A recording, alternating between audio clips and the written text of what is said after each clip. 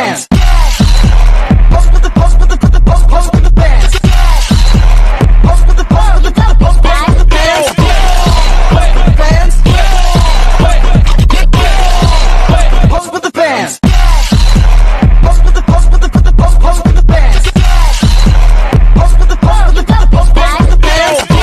A few moments later.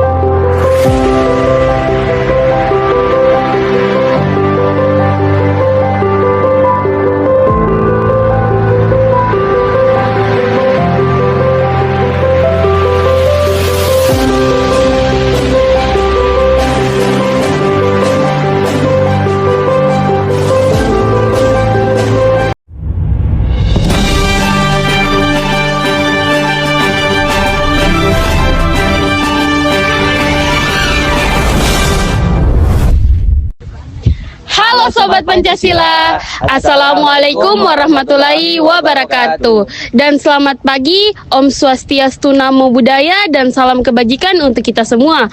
Perkenalkan, nama saya Aura Febrianti Ardiansyah dan rekan saya Padriansa Dan saya Riki Alfian. serta dosen pengampu mata kuliah Ilmu Negara. Dengan hormat saya sebutkan namanya Bapak Taufik Eka Riandana, ESOS MPD. Baik, di sini kami mewakili rekan-rekan kami akan menjelaskan materi apa yang akan kami bahas. Materi kami yaitu lembaga yudikatif, di mana Di dalamnya itu kita membahas pengertian lembaga yudikatif dan juga fungsi dan tujuan lembaga yudikatif. serta Dan apa saja yang mencakup dalam lembaga yudikatif. baik, itu adalah inti-inti dari materi kami. Untuk lebih jelasnya akan dijelaskan oleh rekan-rekan kami. Selamat menyaksikan. Baiklah, saya di sini akan menjelaskan apa yang dimaksud dengan lembaga yudikatif. Nah, lembaga yudikatif adalah cabang kekuasaan dalam pemerintahan yang bertujuan untuk menafsirkan hukum dan menegakkan keadilan melalui sistem peradilan. Secara etimologi, kata yudikatif berasal dari bahasa Latin, yaitu judicare yang berarti mengadili. Selain itu, lembaga yudikatif merupakan salah satu lembaga dalam sistem kekuasaan negara yang bertanggung jawab untuk menegakkan hukum, memberikan keadilan, dan memutuskan perselisihan hukum. Tujuan utama lembaga yudikatif adalah untuk menegakkan hukum, memberikan keadilan, dan menjaga supremasi hukum dalam masyarakat. Fungsi dan wewenang lembaga yudikatif. Lembaga yudikatif memiliki fungsi dan wewenang yang sangat penting dalam sistem ketatanegaraan. Antara lain ada fungsi peradilan. Fungsi utama lembaga yudikatif adalah menyelenggarakan peradilan guna menegakkan hukum dan keadilan. Hal ini mencakup tentang memeriksa, mengadili, dan memutuskan perkara-perkara yang masuk ke pengadilan sesuai dengan peraturan perundang-undangan. Kemudian yang kedua, memeriksa perkara yang masuk di tingkat kasasi. Yang ketiga, menguji peraturan perundang-undangan atau bisa disebut dengan judicial review. Dan yang keempat, memutus sengketa kewenangan lembaga negara yang kewenangannya diberikan oleh Undang-Undang Dasar 1945. Dan yang terakhir, memutus pembubaran partai politik dan perselisihan tentang hasil pemilihan umum. Baik, yang kedua ada fungsi pengawasan.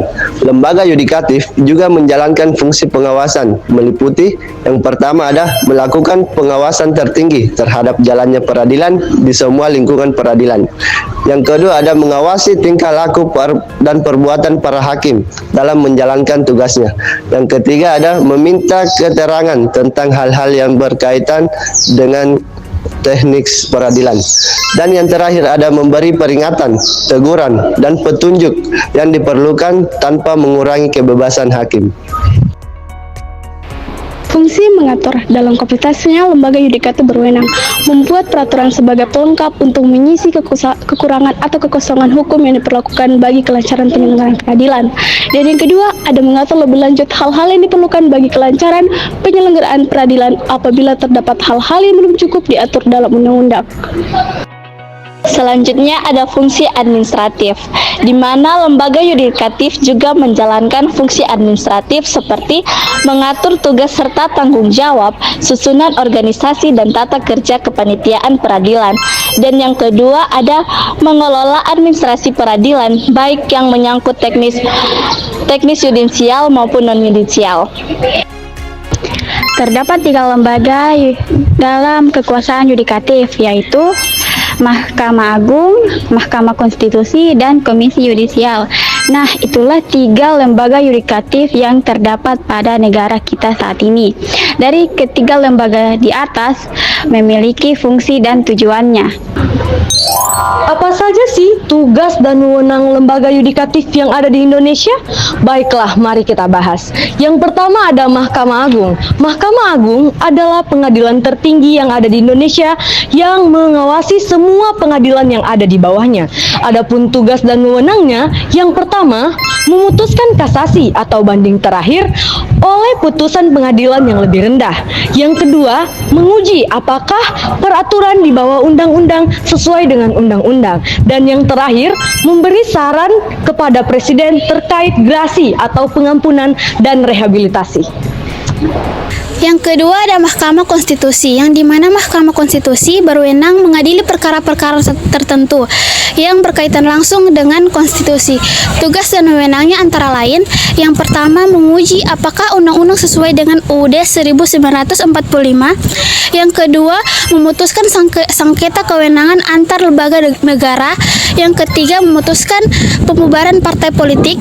Yang keempat, menyelesaikan sengketa hasil pemilu. Yang kelima, menangani kasus pelanggaran konstitusi di jajaran eksekutif. Nah, selanjutnya ada Komisi Yudisial, merupakan lembaga negara yang bersifat mandiri dan berwenang. Nah, mengusulkan pengangkatan Hakim Agung dan Hakim ADHOC di Mahkamah Agung kepada DPR untuk mendapatkan persetujuan. Yang kedua ada menjaga dan menegakkan kehormatan, keluhuran martabat, serta perilaku hukum. Yang ketiga ada menetapkan kode etik dan atau pedoman perilaku hakim bersama-sama dengan Mahkamah Agung. Yang terakhir ada menjaga dan menegakkan pelaksanaan kode etik dan atau pedoman perilaku hakim. Teman, itulah penjelasan dari beberapa fungsi dari badan lembaga yudikatif. Nah, lembaga yudikatif ini berperan untuk menegakkan hukum dan keadilan, serta memastikan bahwa hukum dijalankan dengan adil dan tidak memihak. Selain itu, lembaga yudikatif juga mengadili perkara hukum, menyelesaikan berbagai jenis sengketa hukum, baik perdata, pidana, agama, militer, maupun tata usaha negara. Dan juga, lembaga yudikatif ini dapat mengawasi pelaksanaan peradilan, bagaimana memastikan di semua tingkat pekerja itu sesuai dengan hukum yang berlaku, menjaga konstitusi dan demokrasi, serta melindungi hak asasi manusia, dan memberikan keadilan bagi warga negaranya yang merasa hak-haknya dilanggar. Nah, jadi lembaga yudikatif ini sangat penting untuk menjaga keadilan dan mencegah kesalahgunaan kekuasaan. Terima kasih. Sekian penjelasan dari kelompok kami mengenai lembaga yudikatif. Jika ada salah kata mohon dimaafkan. Kami dari kelompok 3 pamit undur diri karena kalau maju apa? Sayangnya kena sendiri. Jangan salah pasangan.